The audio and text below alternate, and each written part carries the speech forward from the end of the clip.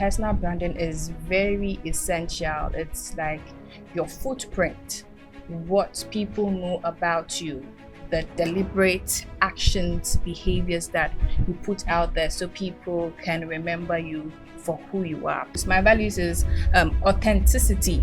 You will not see me do everything that everyone is doing. You are telling people to be confident and you're not confident yourself. Who are you deceiving?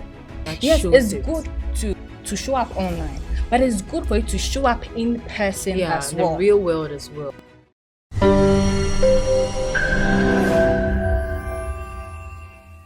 Now more than ever, your name carries as much weight as your business. In a world that moves at digital speed, people don't just buy products. They buy connections, they buy stories, they buy you. Whether you're trying to build a business, a venture, or even a movement, your personal brand is your identity and your reputation. Today, we're talking personal branding, and we're being joined by a young woman who is very passionate about helping young women and youth in Africa build confidence, leadership, and communication skills so that they can thrive as change makers. She's also very determined to bridge the gap between purpose and public voice through gender advocacy, leadership mentorship, and communication skills so they can thrive. Our guest is no other person than the iconic Josephine Worlali Adat. That's a powerful name right there. I know. Thank you so much for joining us. Thank you so much. Yeah, given the Christmas vibe already. See us here. Yes. We have to start it ahead so that it doesn't come like a surprise. I know, right? We're already in the 30th December.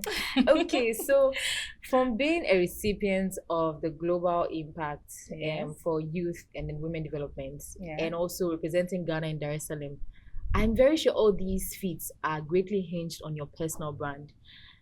With that being said, what do you think a personal brand is? Thank you so much, Shika.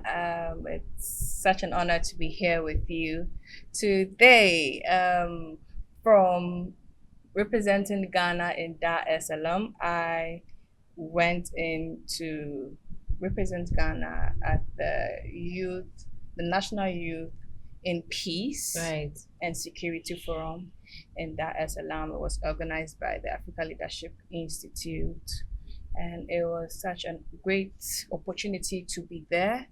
And again, I think the last month of November, I was also awarded the Youth Global Advocate in Youth and Gender by the Scholar App Academy. Wow. And it tells you a lot about personal branding when it comes into contest. Personal branding is basically what comes in the minds of people when your name is being mentioned. So when we mention the name Sika, what's the name that comes in mind? When they mention the name Josephine Worlali Adat, what's the one thing that comes into mind? So I think that is what personal branding is. And personal branding is very essential. It's like your footprint, what people know about you, the deliberate actions, behaviors that you put out there so people can remember you for who you are. Personal branding is not only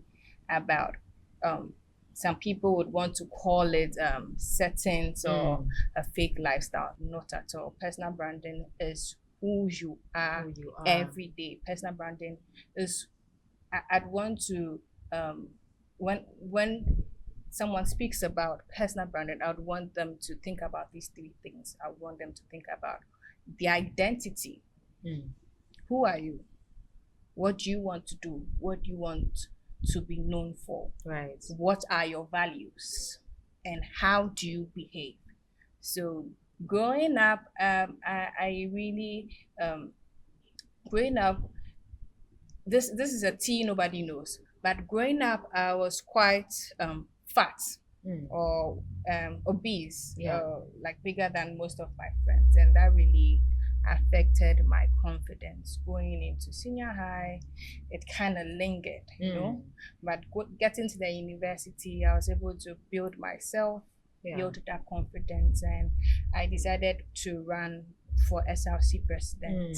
Yes. Wow. I decided to run for SRC president, and you could see the support was massive. But again, in our world today, as a young woman trying to take up space or trying to fill up a position to make impact, sometimes you'd see a lot of challenges coming in.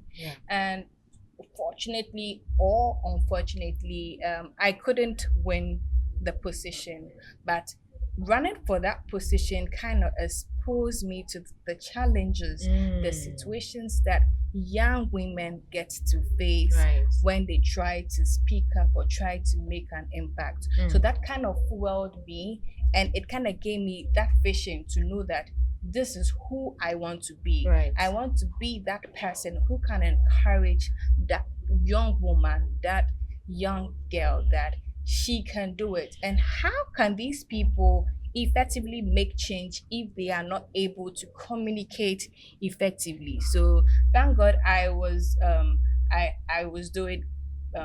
offering Bachelor of Arts in Communications back at Pentecost University. So it kind of gave me that exposure to be able to sharpen my skills. So that is what I've learned, and I've been able to build on that. And most women have the ideas, but they are scared of speaking up. Voicing it is yes, you say women should speak up, but how do they speak up effectively? So that kind of gave me a sense of direction to become that person that today, empowering young women to be their very best, mentoring them, coaching them with great skills. And it's something that's not really happening in Ghana alone. When I was in Tanzania, I met a lot of young women who also face that kind of situation, speaking up, scared of filling up the space.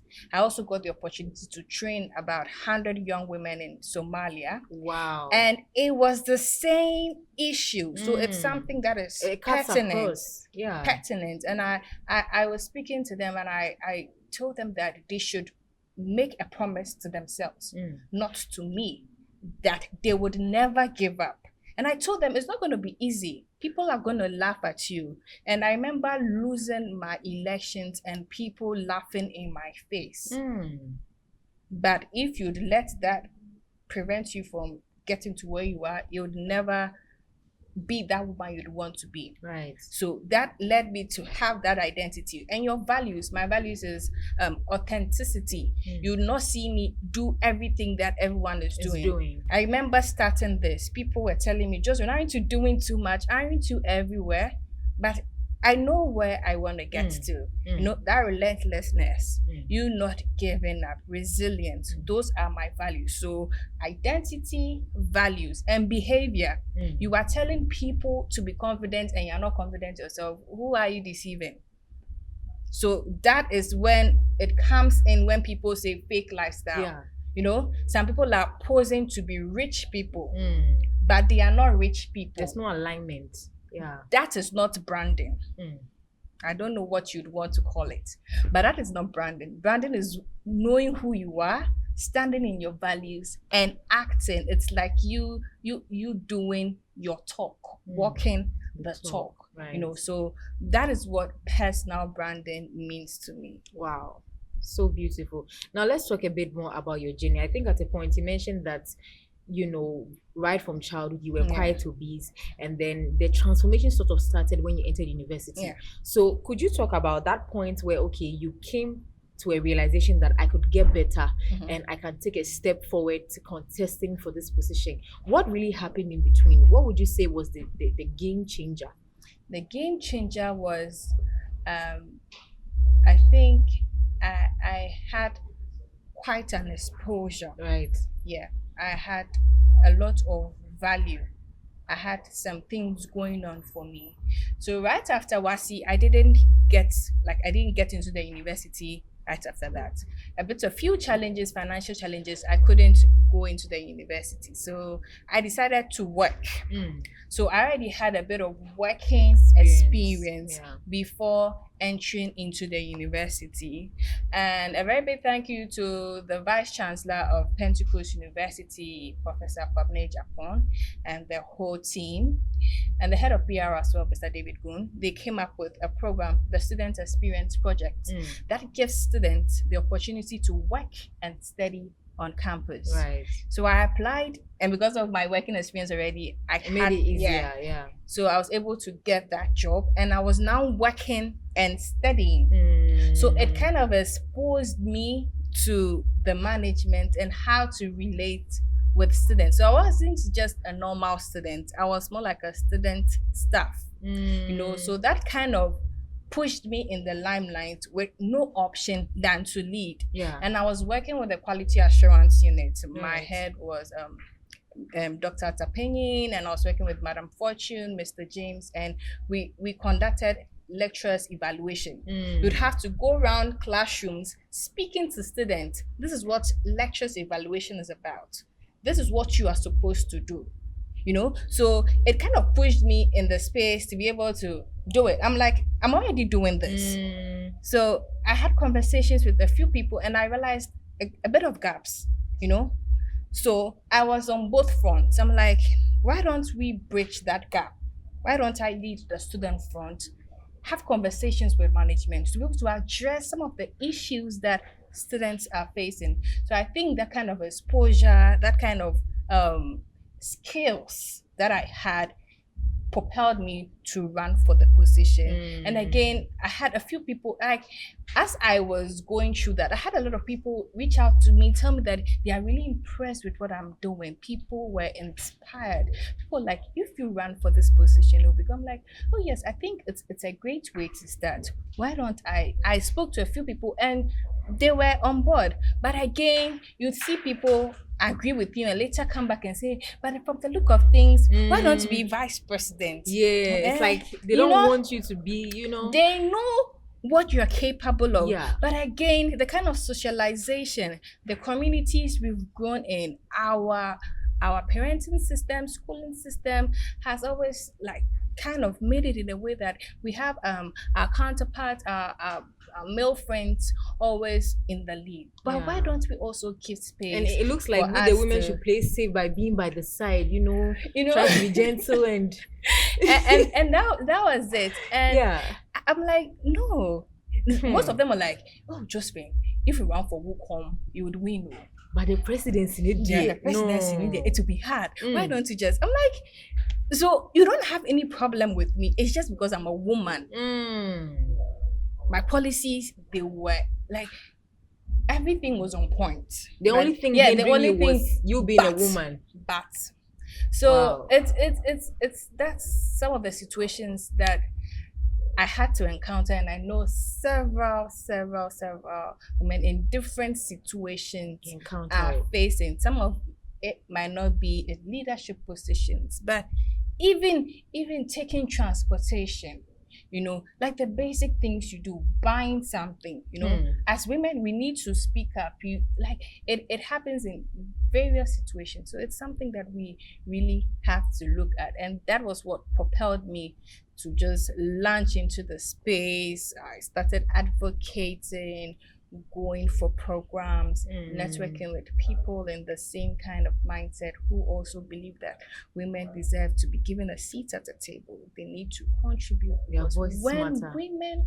contribute, you get to see like very great and positive and there's change. Always a ripple effect of whatever idea you know bring. There's a thing that women are able to manage. You know, you'd give a woman like 100 CDs and she's going to prepare different meals. One pot dish before you but you give a man you go to the market and anyway they'll sell him one tuber of yam for 100 CDs. I know, right? I know, right? Yeah, so those are some of the skills that women bring. So I've always been a firm believer of that. Yeah, absolutely. But do you think that we can change the existing narrative where, like you mentioned, it looks safer when you are playing by the side as a woman? You said that you wanted to do so many things, your policies were right, everything was set, but because you're a woman, there was this, you know, sort of opposition and all of that. Is there a way we can really deal with this narrative?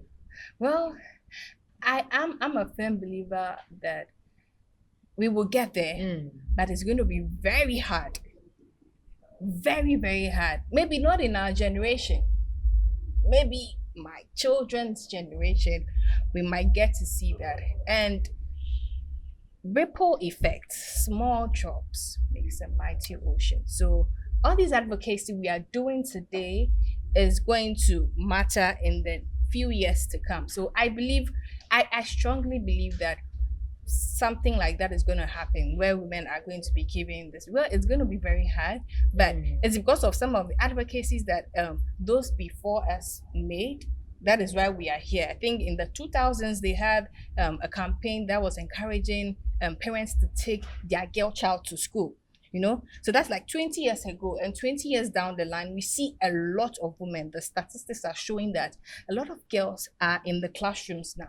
So now the decisions, the advocacy we make today in the next 20 years are also going to matter. So yeah, it might look hard, you're going to get the backlash, people calling you names and all that, but if you know where we are heading towards, I believe we can get there. It's better now, honestly. It's way better than before. Really better. You mentioned something about staying authentic, and I think it's very important. And most times there is a tendency to say compromise when business is growing or your organization is expanding. Things are moving very well, and then you have very good opportunities to say bend a bit when it has to do with your values. How do you stay very authentic in this kind of situation? How to stay authentic in situations like this, like bending your values and all that. I think authenticity would be a bit different from upholding your values. I'd want to term that integrity. Integrity, because authenticity is like what you're doing and not following the trends and all being that. Original. Being very original. Anyone who has known me from day one has known that Josephine has always been an advocate for women empowerment, youth development, confidence building, public speaking. That is me. So the day you'd see me trying to follow the trends and all that, then you'd see there's a problem. But again, standing on your values, knowing that you are getting there. It's all about staying true to who you are, identifying who you are, knowing that this is where you want to get to. When you have that vision in your mind, it would help you in such situations like this. I think even in this situation, running for presidency, you'd want to go around trying to gather support and all that. And one thing I would never bend is my morals. I'm God's baby girl. God has got me covered. I can't be where I am today without the grace and mercies of God. So I'm making sure that I'm not letting God down. Make God proud. I'm making Jesus proud. Yes, and in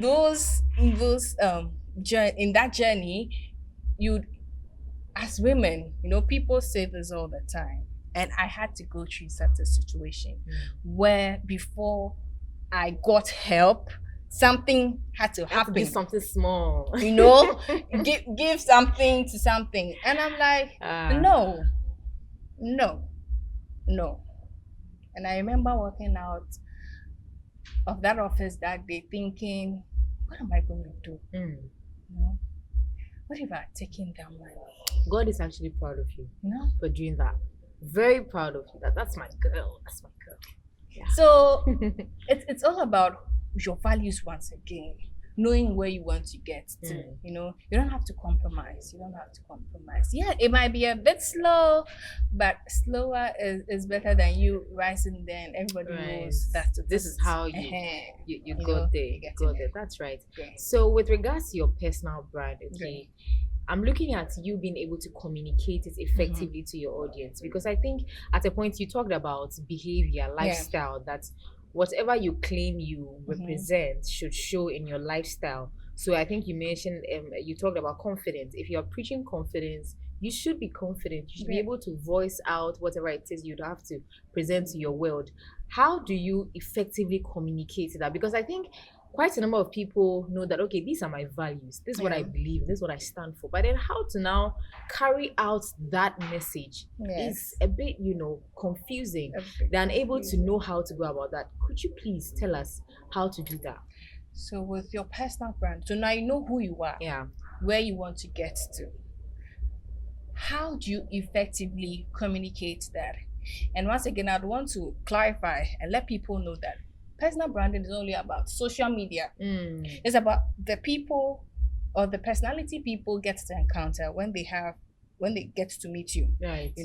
So again, it's about being very consistent with what you want to be known for.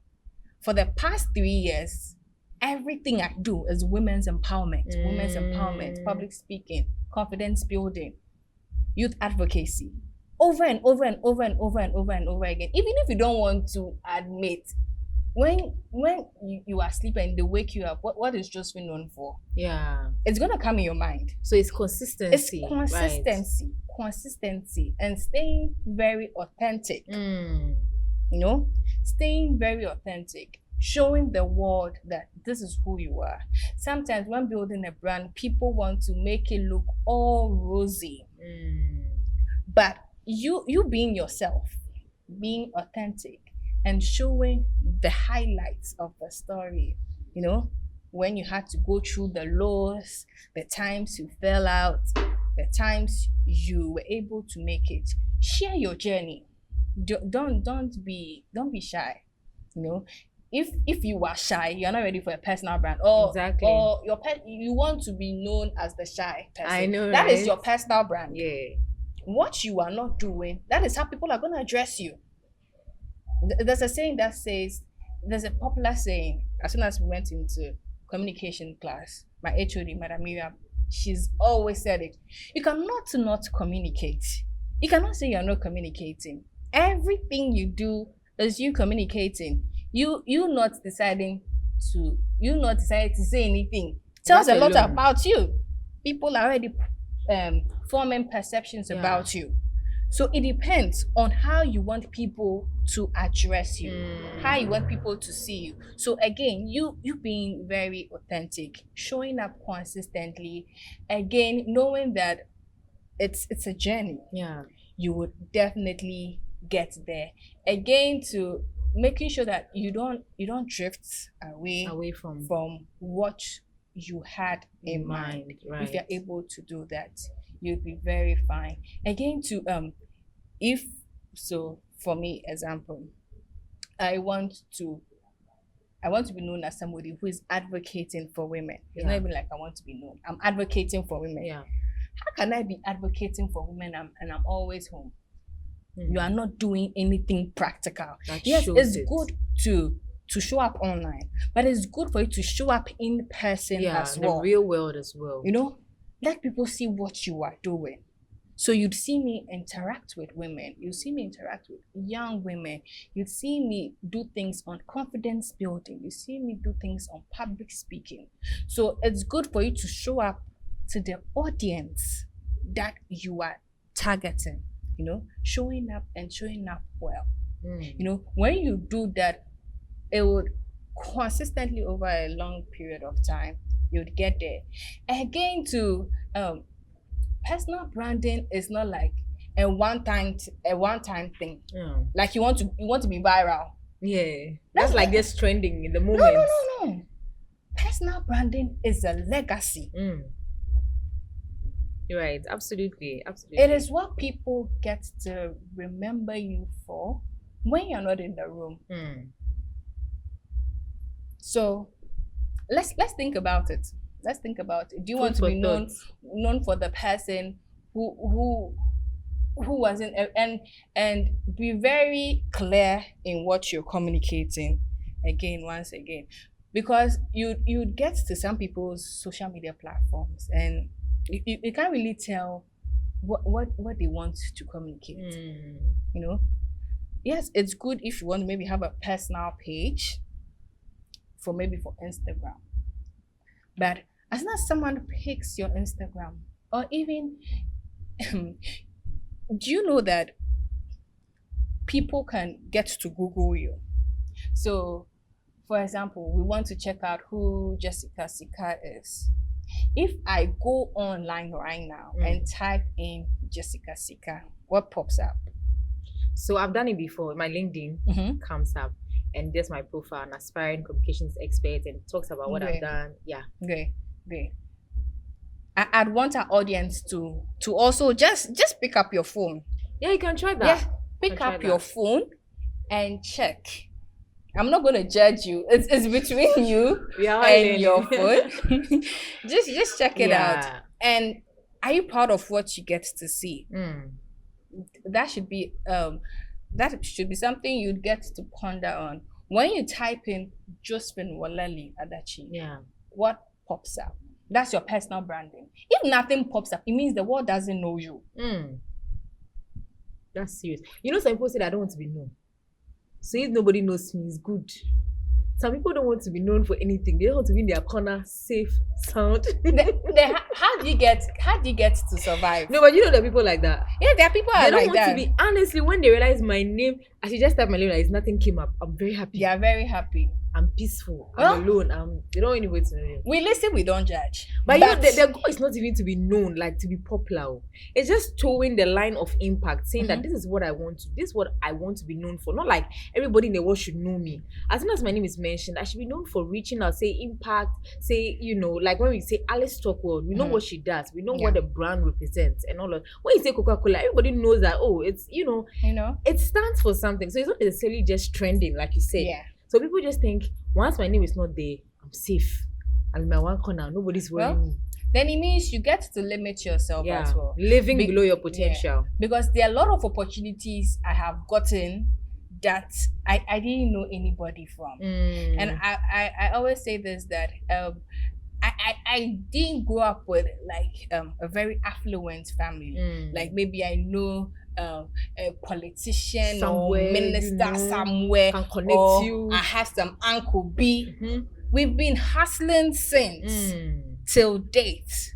We've been hustling since. But if you've been able to build your personal brand, and again, networking, you've been able to network with the right people. So you want to be in the women's industry. Who are your friends? Who are the people you get to network with? What kind of conferences do you even attend? That is very, very, very, very, very important. And how do you even network? How do you communicate after you network? I was at an event during this week, and there was someone that I know who was networking. And the first thing he says to the person, "Hi, I'm this. I run an NGO. I've seen that this is what your organization do. We are seeing how we can work together to support you." That is 0/10. That's a bomber. 0/10. So you are only in my life to just you draw think I from can me. give you. That's all. And that is what most people do. That's a mistake. All the time. So you realize you are reaching out to this person again, and the person is not minding you. The person is like, I come to stay for me. But there's a lot you are able to also put across. That is even another conversation. I know, right? We are supposed to have that conversation. You know, even like you're saying, you can just walk up to the person and say, I would like to volunteer at your next event. You know? Maybe I do graphic designing. I want to. That will even give you that platform. You get it. But most people don't know. You're giving value. They don't know. What can you do for that person? It's always what I can get.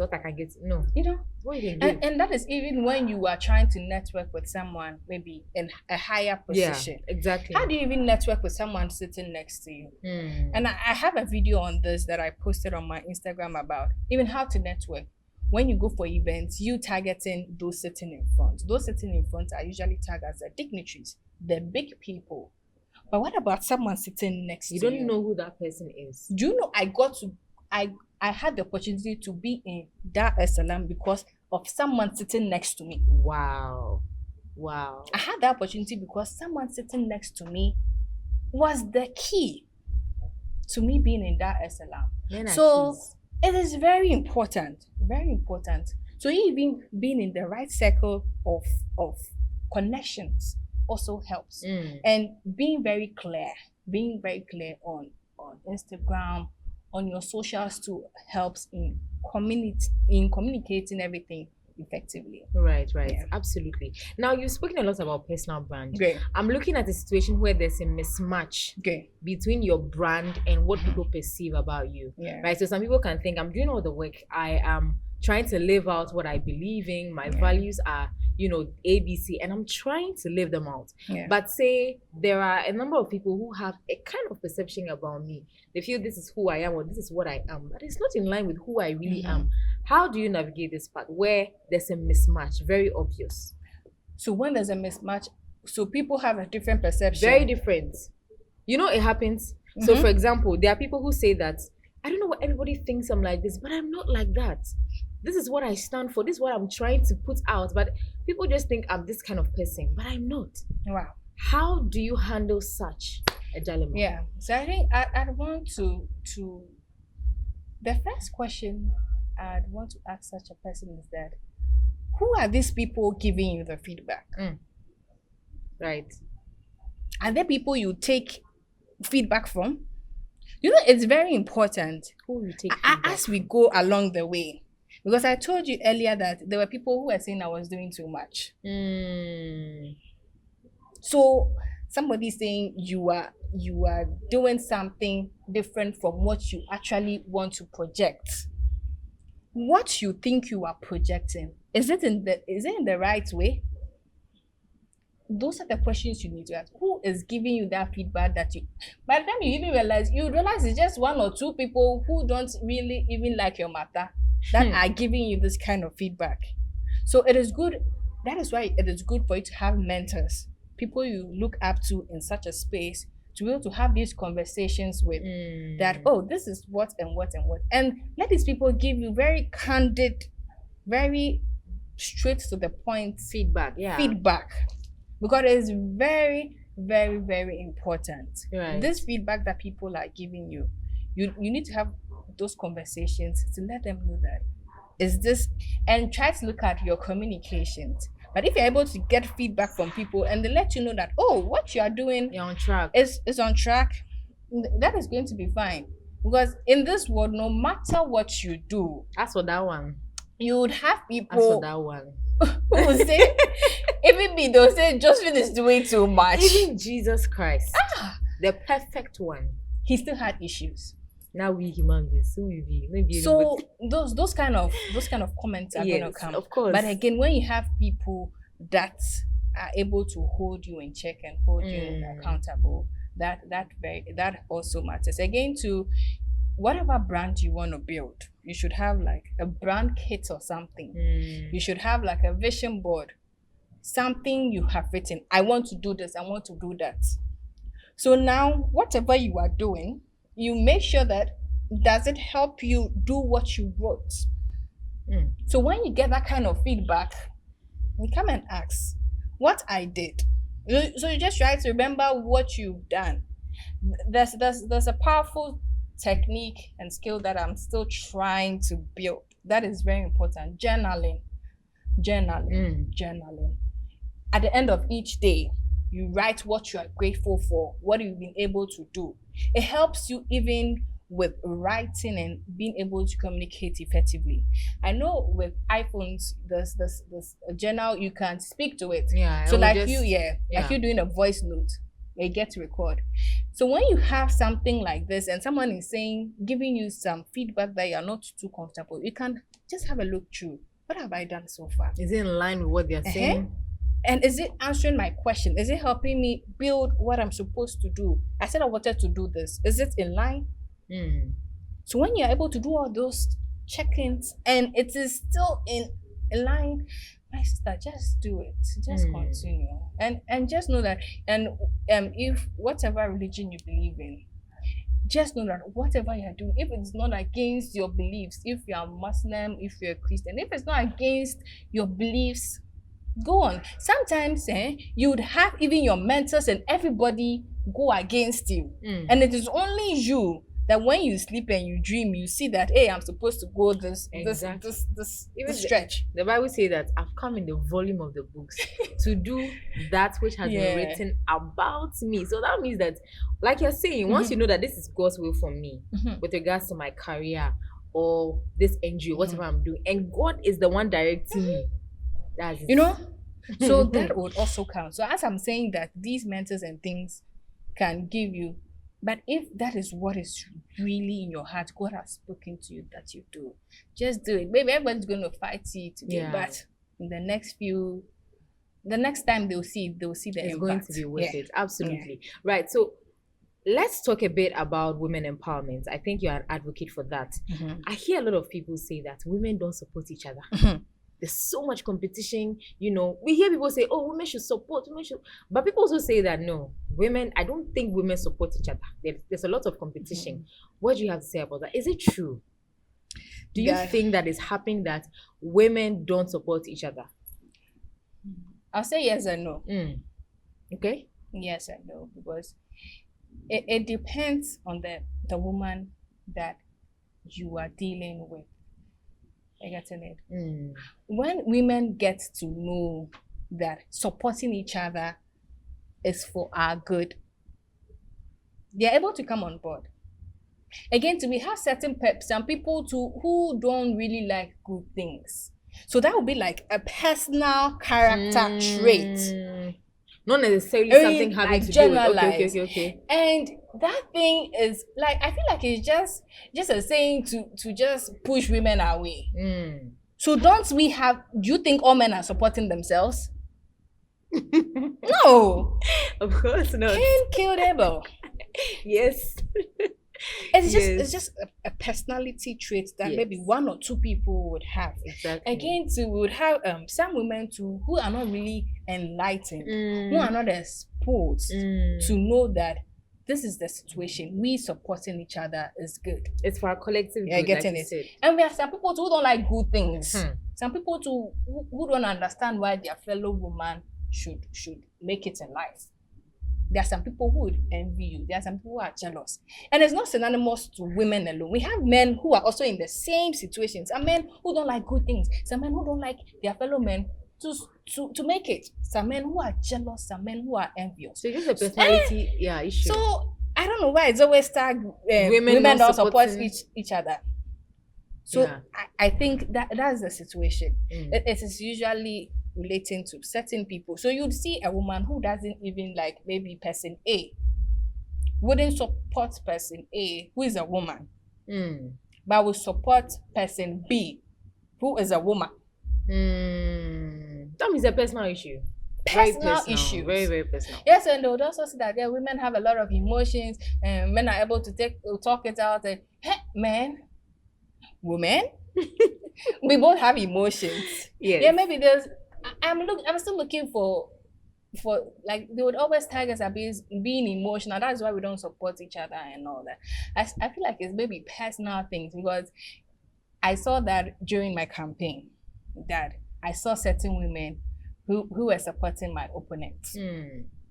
But these were women who were preaching women empowerment. Yeah. These were women preaching women empowerment. So it's highly personal. That some people were saying, oh, they are friends with my opponents and they want to support them, but it doesn't mean they don't support women empowerment. Exactly. That line too has to be drawn. I think that's what is still keeping us where we are, and that shouldn't be a problem for women. That shouldn't be your concern. I believe if you're able to add value, to yourself, position yourself as the best, have the competent skills, the right network, all the resources, and another woman doesn't support you, it doesn't matter. Yeah. If you're supposed to be in that room, if you're supposed to make it, you'll get there. I mean, most of my votes, I'll tell you the truth, came from the men. Most of the women, some of the comments you hear, it's personal, highly personal. So women support each other. Yes. Women don't support each other. Men support each other. Yes. Men don't support each other. Yeah. I think I'll take it from there. Well, we're going to our last question, but before we move on, I'd like to say a very big thank you to KGL Foundation. Thank you so much for supporting what we do, and a very big shout out to Turmeric Hotel. If you are looking for a place where elegance is with comfort, please come to Turmeric Hotel. They have the best facilities for all your activities. Now to the last question. Just so it's quite dicey. I've heard people say a lot of times, especially when it comes into marriage, that the man's money is our money, but the woman's money is her money. So then people would attribute it to the fact that men always say, okay, fine, the Bible says the man is the head of the home. He's supposed to lead, which is absolutely true. And so then they believe that once you're the head, be the head. Take care of everything and let my money be my money. And they also believe that at first, we've been fighting for equality for quite a long time. So they believe that at first the men wanted to be in charge, be in charge of everything. So now you want to be in charge. Handle the money, and so then there's this narrative that once I get married, you are the man. It's your money, we're enjoying it, but my money is my money. You are an advocate of women empowerment. What do you have to say about that? I think we've gotten to certain where we have gotten to in life. We are championing that. Give us the voice, give us the space. Honestly, I'm going to be talking from a very personal view, a very personal point. Yeah. So, in marriage, I know this is not about personal branding, and you brought this on board, but I'm still going to answer it because it's also in line with the women empowerment, gender advocacy. So now we have certain marriages where both men and women are doing the chores together. I believe marriage is a partnership. Exactly. Teamwork. We're doing it together. Marriage is a partnership. It's you coming on board with someone you see a future with, working together for a vision. So in marriage, you'd have a marital vision where both you and your spouse or partner would have a vision before you'd have your personal vision and the other partner would have their vision. So if it's a partnership, if it's a teamwork, I believe it's all about conversations. It's all about conversations. What am I doing? What are you doing? What job are you doing? How much am I earning? What can I do to make sure that our marriage is better? What can he also do to make sure our marriage is better? Am I going to contribute in terms of monetary value or in terms of making sure that I'm doing some chores, in terms of emotional availability? Marriage entails a lot. So I don't know why most of us would tend to focus on the financials. The financials are very important, but contributions to making sure that a marriage stands, it varies across. So if my husband or my partner decides to be a greater contributor when it comes to terms of resources, that is fine. What are the other resources on board? What do I want to contribute in a greater term? You're getting it? When we are able to look at things from that kind of perspective, I think we'll be able to help. Again, we have certain women who earn more. And people say that such women are not submissive. I don't believe that. No. I think it's a personality issue, like you said. There are women, whether they are any more or not, they just are not submissive. They don't believe that the Bible says the man is the head of the home, submitting. No, they are just not like that. So it doesn't really have to do with whether you're earning more than the man. It's just in line with what you're saying, that it's partnership. It's partnership, and it's all about conversations. Who you are getting into that marriage with, you're getting it. There are some women.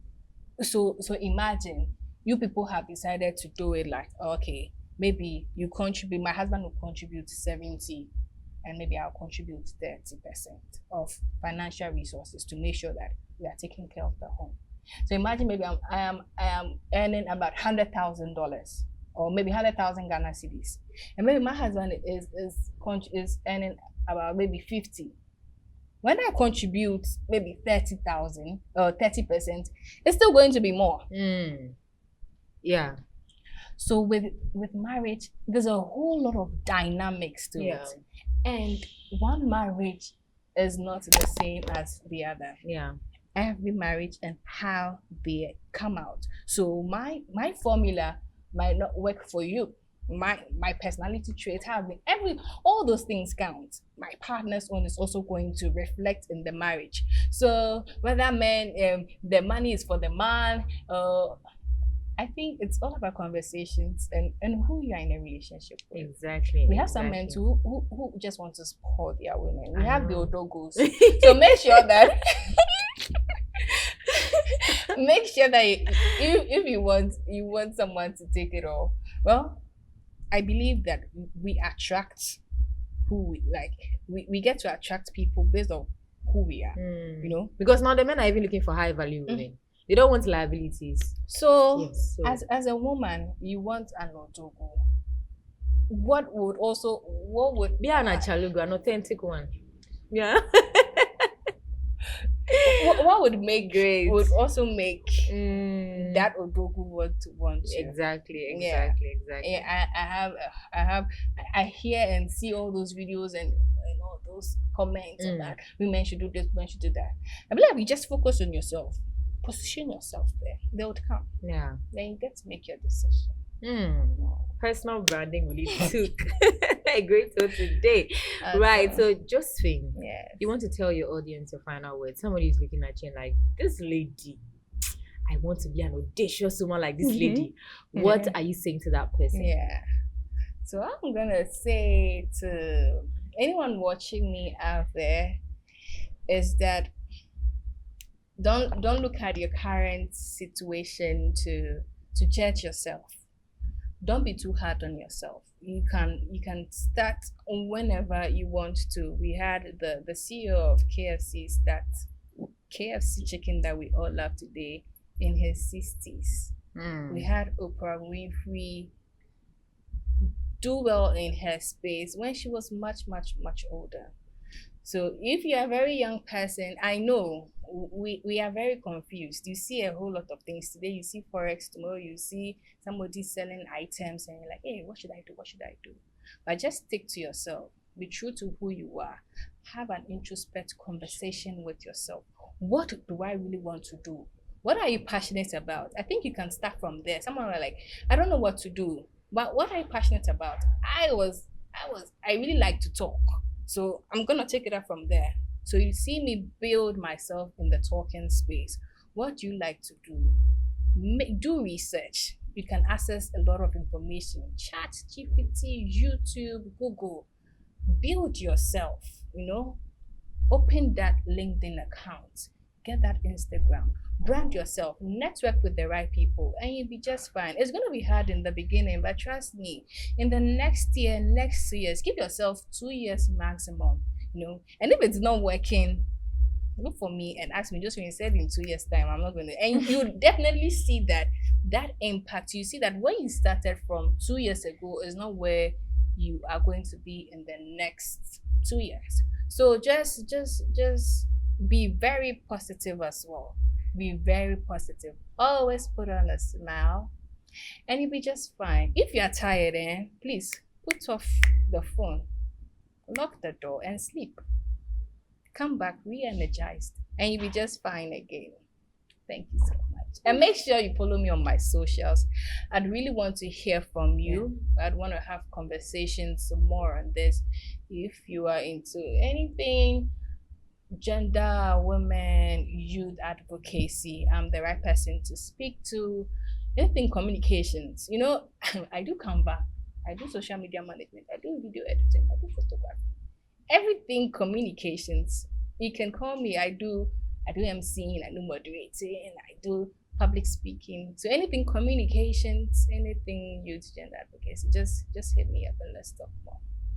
Thank you very much for joining us. We're so grateful to have you. Absolutely. And that's a wrap. Actually, your brand already exists and it's time to shape it intentionally. Do not forget that your voice matters and you can build any brand that you wish to build. Until next time, stay authentic and stay visible. Stay blessed.